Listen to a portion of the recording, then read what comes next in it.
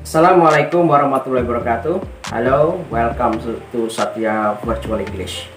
Pada kesempatan ini saya akan sebenarnya untuk mengulas balik tentang masalah model atau auxiliary verbs. Nah, di sini ada yang berbeda. Kalau di video bagian yang pertama saya menjelaskan lebih lengkap tentang makna dari masing-masing model. Akan tetapi video yang kedua ini tidak artinya ya hampir sama, akan tetapi lebih penekanannya pada bentuk present sama past forms saja, kemudian bentuk yang positif dan bentuk negatif. Selanjutnya saya juga membahas sedikit perbedaan tentang satu verb, yaitu must. Saya membahas verbs, yaitu satu auxiliary verb, maksud saya adalah must, bedanya dengan have to. Baik, kita simak sebagai berikut. Model atau auxiliary verb ini, seperti yang saya jelaskan pada video saya yang pertama, tidak bisa berdiri sendiri. Jadi harus memerlukan kata kerja yang lain supaya lebih jelas. Contohnya demikian.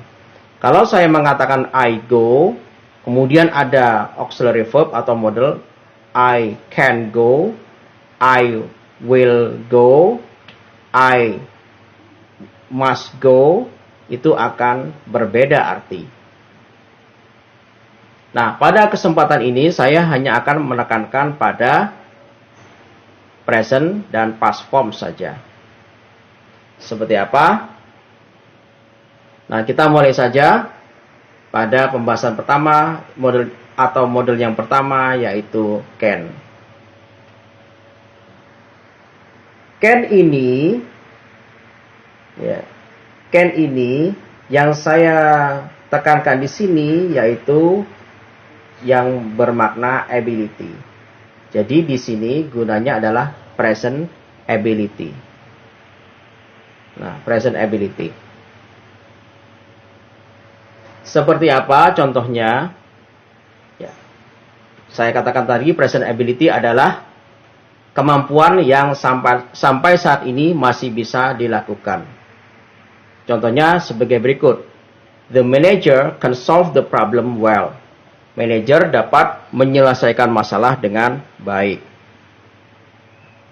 Kemudian bentuk negatifnya adalah the manager. Oke, di sini the manager can't solve the problem well. Manajer tidak dapat menyelesaikan masalah dengan baik. Nah, bagaimana bentuk pasnya atau bentuk lampaunya adalah sebagai berikut. Bentuk lampaunya adalah could. Nah, could ini gunanya adalah untuk menunjukkan past ability, kemampuan di masa lalu. Jadi sekarang sudah tidak bisa dilakukan lagi. Contohnya demikian. He could solve the problem well when he was a manager. Dia dapat menyelesaikan masalah dengan baik ketika dia adalah seorang manajer. Berarti sekarang kesimpulannya dia bukan seorang manajer. Baik itu. Kemudian bagaimana bentuk negatifnya? He couldn't. Ya, he couldn't solve the problem well when he was a manager.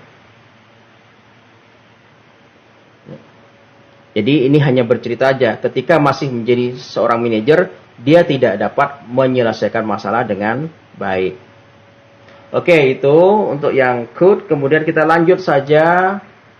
Yang berikutnya adalah will.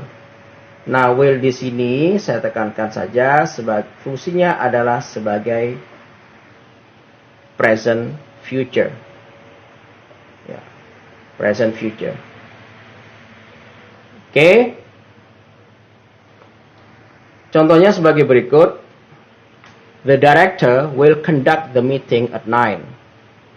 Jadi jelas seorang direktur akan melaksanakan akan mengadakan rapat pada jam 9. Kalau yang kedua, yang bentuk negatifnya jelas. The director won't atau will not ya, won't conduct the meeting at 9. Jadi kesimpulannya tidak akan ada rapat pada jam 9. Baik, selanjutnya bagaimana bentuk lampaunya? Bentuk lampaunya adalah would. Nah, would di sini sebagai past future. Past future.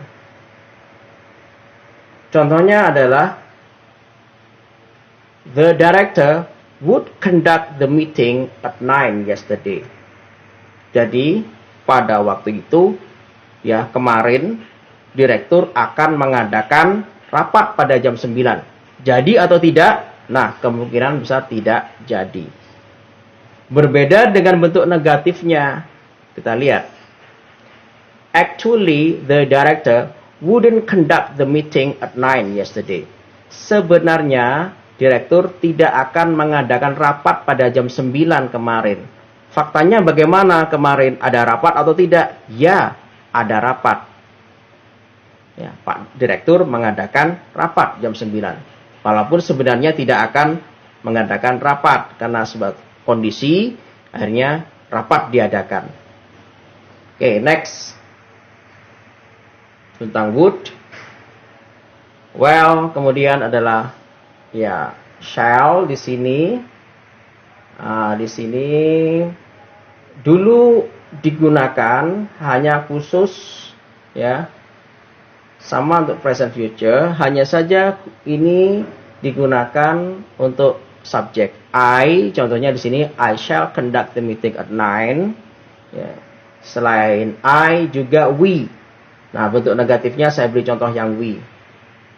Ya, bentuk we saja di sini we shall atau we shan't conduct the meeting at 9. We shall not. Or we shan't conduct the meeting at 9. Itu. Nah, selanjutnya di sini kita bahas masalah must.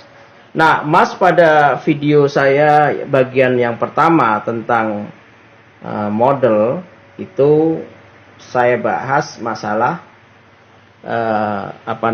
artinya ada dua. There are two meanings, yaitu adalah harus dan pasti. Akan tetapi di sini saya I will only emphasize on obligation, yaitu yang artinya harus. Akan tetapi there will be difference between must and have to. Nah, saya katakan di sini adalah present internal obligation. Jadi must ini digunakan ya keharusan yang berasal dari internal dari si pembicara itu sendiri. Contohnya seperti ini. I must finish the work, then I'll do my homework. Jadi saya harus menyelesaikan pekerjaan saya, kemudian saya akan mengerjakan pekerjaan yang lain. Nah, inilah yang berasal dari diri sendiri atau diri si pembicara itu sendiri. Ya. Kalau yang kedua, yaitu larangan. Kalau sudah begini, I mustn't finish the work late. Saya jangan menyelesaikan pekerjaan terlambat. Itu adalah apa yang dirasakan oleh atau di sini adalah kesadaran dari si pembicara atau pelaku itu sendiri. Nah, kemudian bagaimana bentuk pas ya, bentuk pas dari must ini?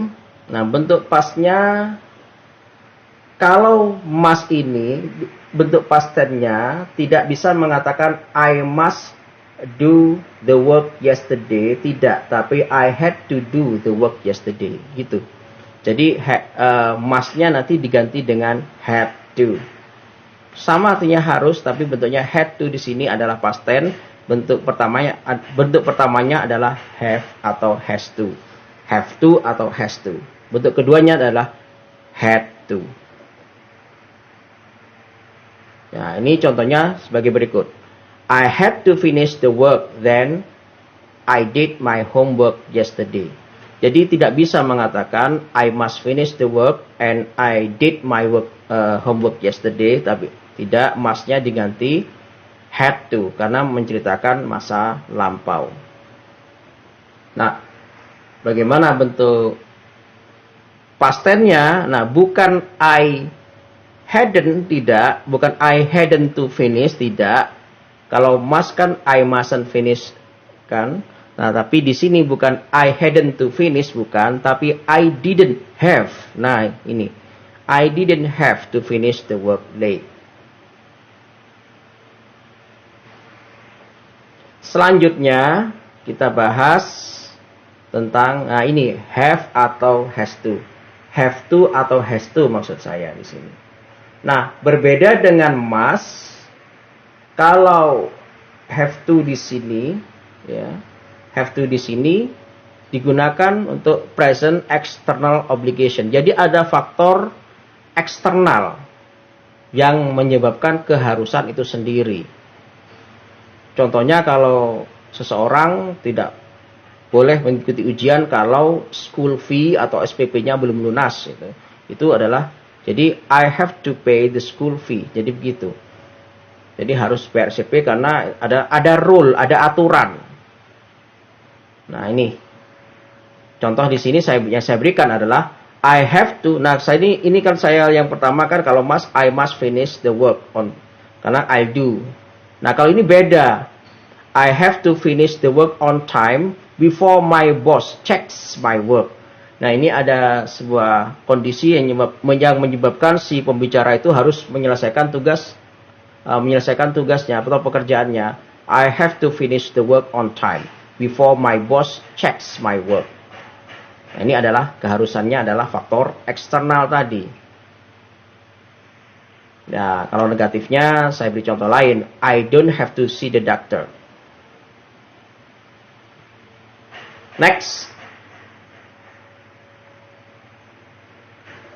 Sekarang bentuk past tense-nya, kalau have to, ya had to. Had to ini. Sama gunanya untuk past external obligation yang saya tekankan di sini. Nah, contohnya yaitu tadi. Kalau tadi I have to finish the work on time, kalau di sini saya ganti dengan I had to finish the work on time before my boss. Nah, kalau yang pertama tadi checks, sekarang checked. Ya, saya ulangi. Kalau pertama tadi adalah checks, ya. Kalau di sini adalah checked my work yesterday. Nah, saya tekankan saja supaya mudah, adalah ada kata yesterday.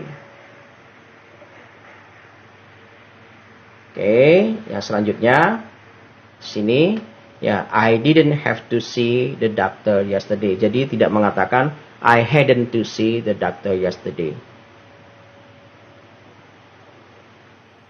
That's my explanation. Thank you very much for your attention. Jangan lupa, please wait for my next video by subscribing my channel. Jadi saya cukup sekian. Wassalamualaikum warahmatullahi wabarakatuh.